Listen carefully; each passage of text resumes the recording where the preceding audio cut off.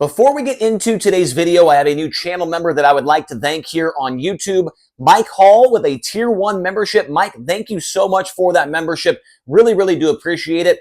And I appreciate every single name on this board here as well that are also channel members. Without you guys, I wouldn't be able to buy new magnets, new pens, new whiteboards. Really do appreciate all of your support. Now let's jump into today's video. Welcome back. So today I wanted to discuss Spencer Bayston and the run that he has been on here recently with the Outlaws, with High Limit, and a couple of different race cars. Compare these runs to where he was at before when he was driving the Jason Myers Racing 14 before obviously being let go from that car at the Knoxville Nationals. And I would like to ask you in the comment section below, are you buying Spencer Bayston stock right now, or are you selling your Spencer Bayston stock? Because right now I have to imagine there are some people trying to buy low and sell high because I think that there could be some good things on the horizon here for Bayston after what he has done here recently. Unlike my crypto and stock adventures, usually I buy high, sell low, and it has not gone well in the past. So anyway, when it comes to the proverbial stock market in racing, I think a lot of people are looking at Spencer Bayston right now, especially after what he was able to do the other night against the Outlaws at the Thunderbolt Raceway, almost taking home $83,000 at the Dennis Roth Classic. So up here, we've got the stuff in red are the numbers when he was with the Jason Myers Racing 14. And then in the green here are the numbers after he departed that car and ran for the Kevin Kozlowski W car. I don't have a W magnet, so I'm using the 57 and the Tarleton Racing 21. And then down here, I'll discuss maybe some options that he has for next year, because I think after this little stretch of races he's been on, maybe he's popping back onto the radar for a couple of teams. And maybe I've got a couple of options that potentially could happen for him, because I do think Spencer Bayston is a guy that should be on a national sprint car tour. It's just things did not work out well for him in the JMR4. And sometimes that happens. Sometimes a guy in a car and a crew chief and whatever, it just does not work out right.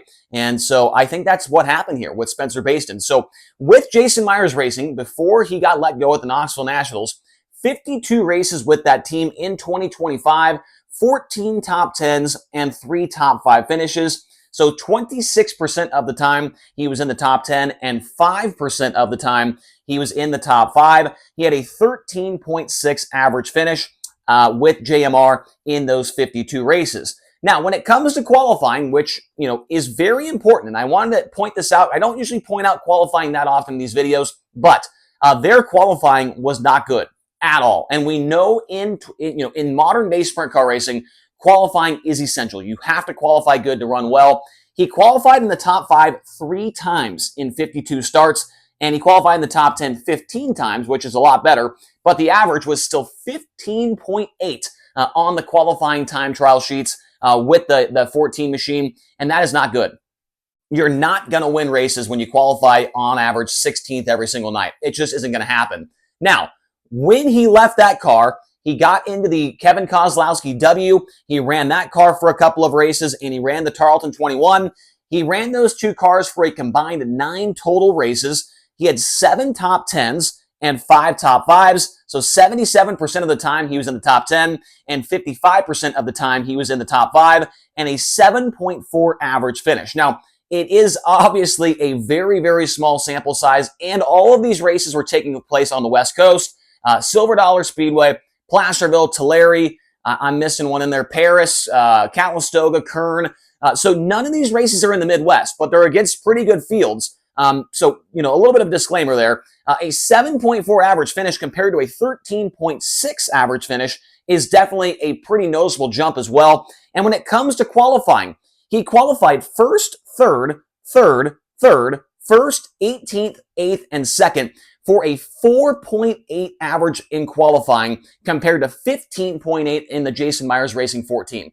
In the 57, or I guess in the W, whatever you want to say, against High Limit Racing, he had a 2nd place run his first night out in the car, led some laps, got passed by Corey Day in his former ride. Then he was 5th at Placerville. He was 5th on his prelim night at the Silver Dollar Speedway Gold Cup, and then he was 7th on the finale of the Gold Cup Race of Champions. And then he ran the W car at Calistoga with the NARC King of the West Sprint Car Series. He was 18th on night 1, But if you remember back, maybe you didn't watch it, maybe you have no idea what I'm talking about. He was 18th, but he was taking the lead away from James McFadden before he got into a lap car, and he ended up 18th. He was taking the lead away and maybe going to win that race. Unfortunately, got into it with a slower car, and it ended his night there. So a little bit of an outlier there, but he was still running well at the time of that incident. And then the next night, he ended up in the 5th position. The track was not very good either of the nights at Calistoga, and so not a ton of passing going on, but still had a solid run going on the first night, ended badly, and then had just a decent night on the Saturday portion. And then he got in the Tarleton Racing 21. He ran 18th at the Kern Raceway at Bakersfield Speedway, and then he was 7th with the Outlaws at Paris, and he ran 2nd, of course, to David Gravel at the Thunderbolt Raceway for 83,000. He came up, I think it was 21 thousandths of a second was the gap between him and David Gravel. Spencer Bayston was 22 thousandths away from winning an $83,000 race when he had been fired from his ride earlier on in the year. I mean, that would have been an incredible storyline if it did come to fruition. Obviously, it did not. But still, I mean, that really opened the eyes, I think, to a lot of people that were doubting Spencer Bayston and his abilities to drive a sprint car. He even said it in his Victory Lane interview with Connor Wade. He said, I did not forget to drive a sprint car. And I've said that a few times on the channel about Spencer, but he did not forget. You don't forget how to drive a sprint car. No question about it. I just don't think that the things that were going on in the 14, they just weren't working for him. It was just not a combination that was a successful combination. Sometimes that happens. Now, I would like to mention this as well.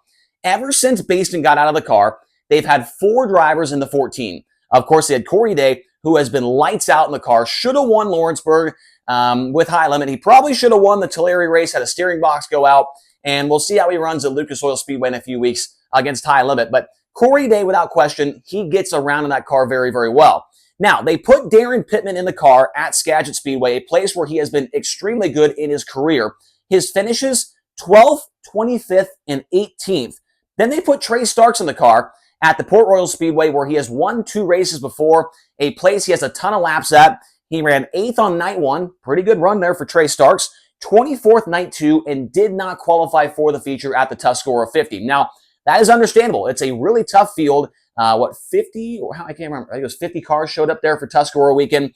And so Trey Starks, I mean, he's a very good race car. We know he can get around the racetrack very well, but did not qualify for the feature at the Tuscarora 50. And then they had Justin Sanders in the car for the last 4 races, 2 nights at Lernerville and 2 nights at Eldora. Sanders was 10th and 12th at Lernerville, and he was 14th and 16th at his 2 first ever races at Eldora. He'd never been to Eldora before, and so a 14th and a 16th, pretty respectable considering he had never been there before. But what I'm getting at with that is these 3 drivers, who I think we could all agree are very good. They've all won national touring races before. Darren Pittman's won an Outlaw Championship, Sanders the NART champion, and Trey Starks won a $100,000 race this year.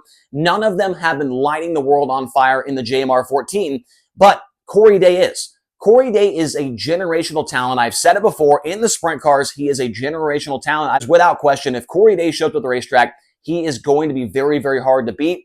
And I don't know what works. Something works with Corey Day in this 14 car. I hope people are realizing that Corey Day is just built different. He's just built different.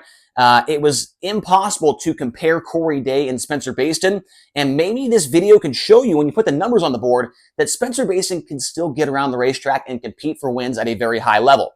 Now, in the 2026, here are the big questions. What is he going to do? Because I'm no expert, but I would have to imagine that Spencer Bayston wants to be on the Outlaws, or he wants to be on the High Limit Racing Tour next year. So what are his options? Really, at this point in time, I don't know if there are very many options, but a couple that come to mind, obviously the 17, the Stenhouse Marshall 17, over on the Outlaw side of things, they don't have a driver right now. So we don't know who's driving that car. I've heard some rumblings and I've heard some rumors, right? But we do not have any confirmation on that. And I'm not going to get into those because in my position, it's just not, I'm not going to get into it in my position.